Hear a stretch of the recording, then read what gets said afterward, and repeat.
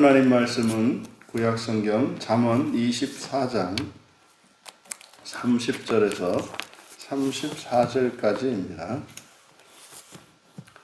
함께 읽겠습니다. 내가 게으른 자의 밭과 지혜 없는 자의 포도원을 지나며 본즉 가시덤불이 그 전부에 퍼졌으며 그 지면이 거친 풀로 덮였고 돌담이 무너져 있기로 내가 보고 생각이 깊었고 내가 보고 훈계를 받았노라. 네가 좀 더 자자, 좀 더 졸자, 손을 모으고 좀 더 누워있자 하니 내 빈궁이 강도같이 오며 내 곤핍이 군사같이 이르리라. 아멘. 육적, 영적 게으름 경고라는 제목으로 말씀의 은혜를 나누고자 합니다. 육체적인 게으름과 영적인 게으름, 여기에서는 그 영적인 게으름을 지혜 없는 것으로 표현하고 있습니다. 그래서 지혜 없는 것은 마치 게으른 자와 같다는 것이죠. 그래서 게으름의 결과와 지혜 없음의 결과가 같다는 것입니다. 그래서 이 게으름을 통해서 지혜 없음이 얼마나 그것이 우리에게 해로운 것인지를 가르쳐 줌으로써 종말에서의 그 영광과 그 비참이 사는 동안의 부유함과 가난함으로 비유되고 있습니다. 30절과 31절은 게으름의 결과에 대해서 그리고 지혜 없음의 결과에 대해서, 그래서 육적인 게으름과 영적인 게으름의 결과가 무엇인지를 보여주고 있습니다. 게으른 자의 밭과 지혜 없는 자의 포도원, 가시덤불이 전부에 퍼졌고 지면에 거친 풀로 덮였고 돌담이 무너져 있었다.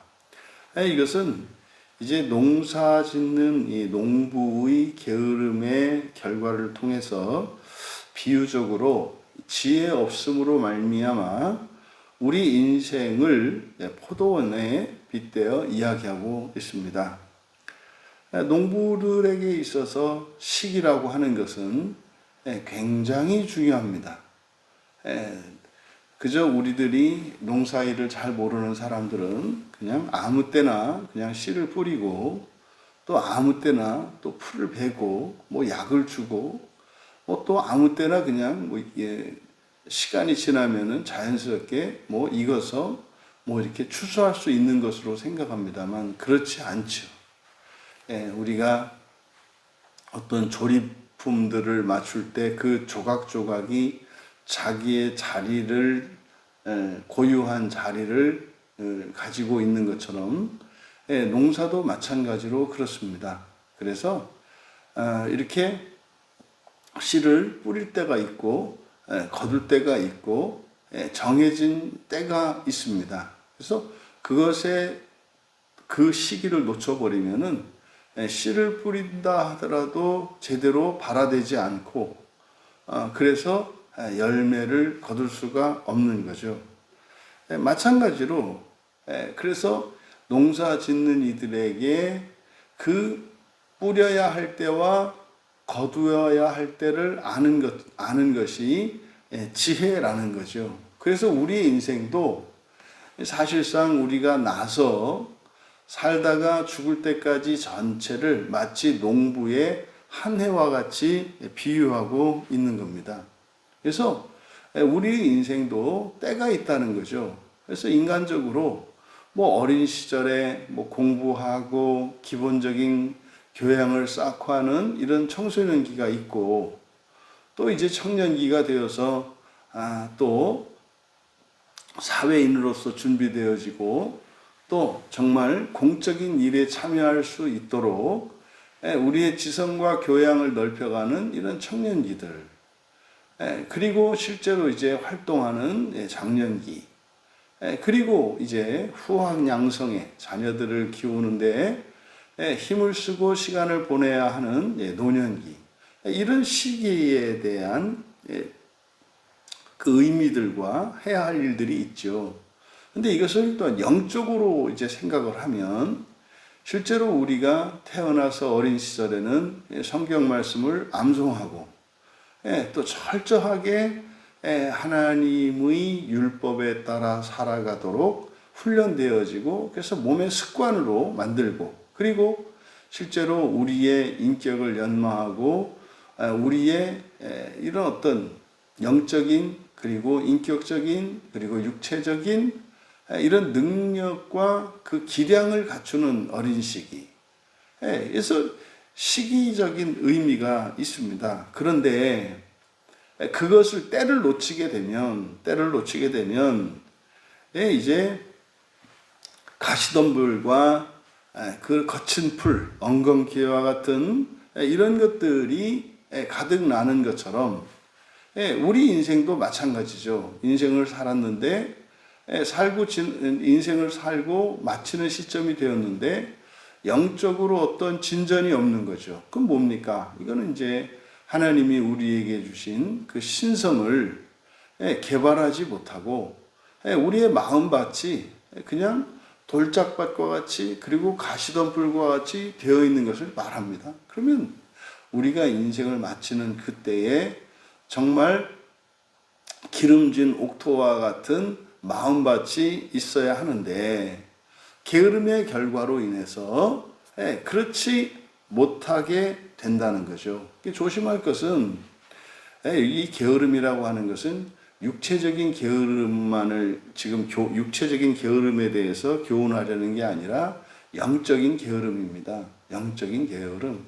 그래서 하나님 나라 소망과 부활을 위하여 살지 못하는 것을 영적인 게으름이라고 해요. 이걸 지혜 없음이라 하고요. 그러니까 인간적으로는 아주 부지런하게 성실하게 많은 일들을 했을지라도 영적으로 때를 놓치면, 다시 말해 인생을 살면서 영적인 일들에, 다시 말해 우리의 마음을 기경하는 일에 힘을 쓰지 않았다면 그것이 게으른 거라고 말하는 거예요. 그러면 우리의 마음밭이 그렇게 가시덤불과 거친 풀로 덮여 있다면, 죽고 난 뒤에라도 반드시 우리의 마음밭을 기경해야 합니다.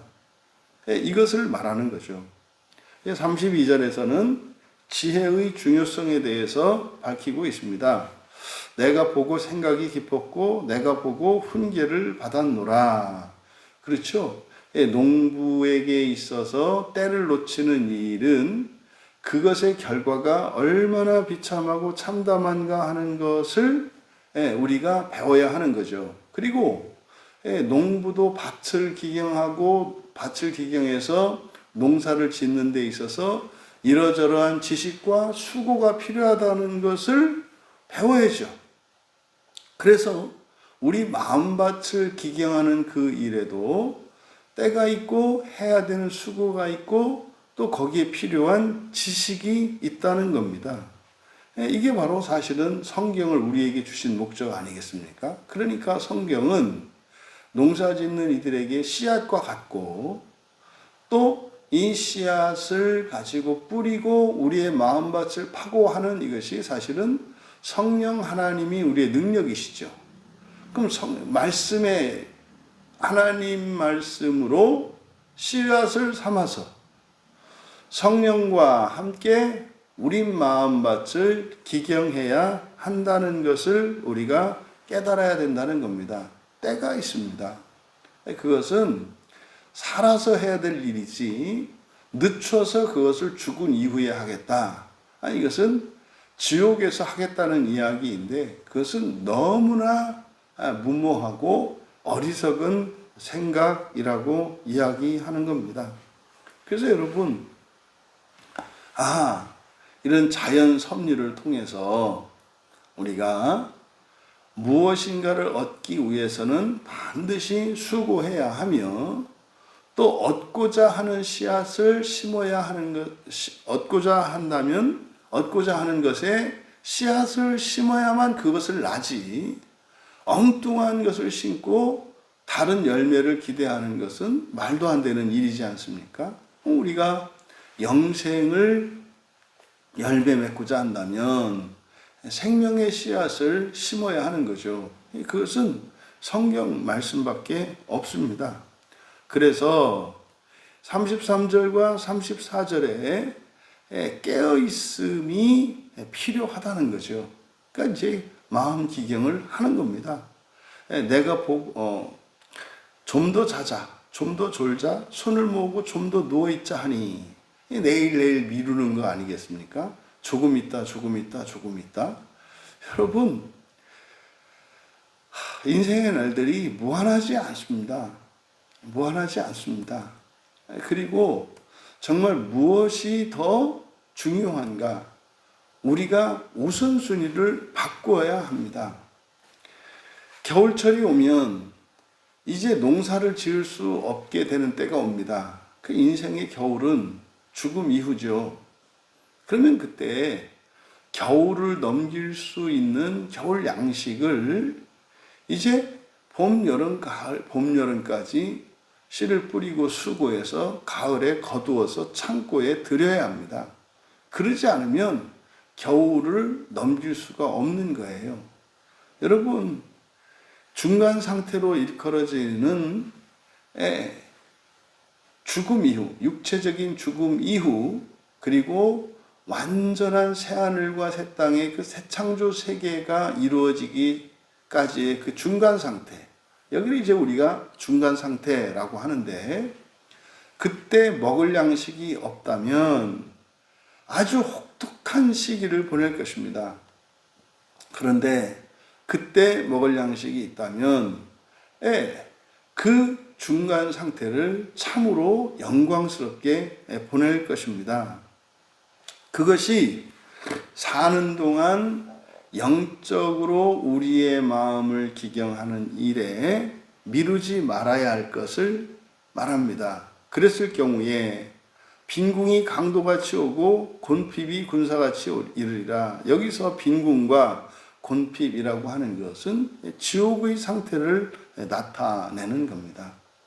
여러분, 우리가 농부가 1년 중 그 어떤 것에도 양보하지 않고 첫째로 삼는 일은 씨 뿌리고 가꾸고 거두는 일입니다.